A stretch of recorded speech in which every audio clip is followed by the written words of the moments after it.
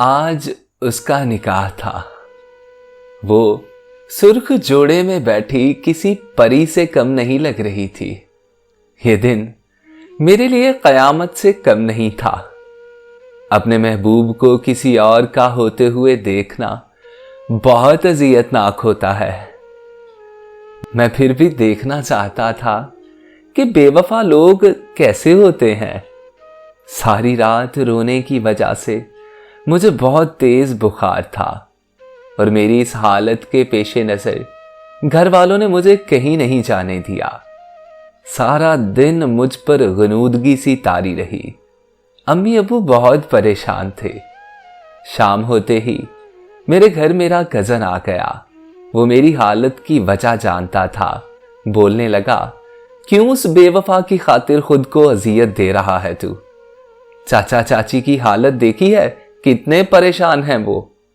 मैं रोते हुए बोला, वो जो मेरी दुनिया थी वो आज किसी और की हो जाएगी। मेरी सांस रुकने लगी है यार, मैं मर जाऊंगा। नहीं मरेगा तू, और ना ही आंसू बहाएगा उस झूठी औरत के लिए।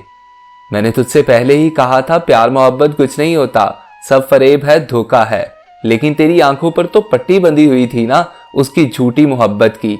देख लिया बंजाम। अपने कजन की ये बात सुनकर मैंने कानों पर हाथ रख लिए और फूट फूट कर रोने लगा। मेरा कजन मुझसे कहने लगा, अब दिल को छोड़कर अकल इस्तेमाल कर और भूल जा उसे। एक बुरा ख्वाब था वो, आज रो ले जितना रोना है, आज के बाद तो नहीं रोएगा। वो मुझे समझाते हुए चला गया। वो लड़की अब शादी करके हंसी खुशी अपनी जिंदगी गुजार रही है और मैं आज भी वहीं खड़ा हूं। न जाने क्यों वो मेरे दिल से निकलती ही नहीं है। आप लोग दुआ कीजिए कि मुझे सब्र आ जाए और अल्लाह उसे दुनिया जहान की तमाम खुशियां दिखाए। अल्लाह उसे बहुत खुश रखे।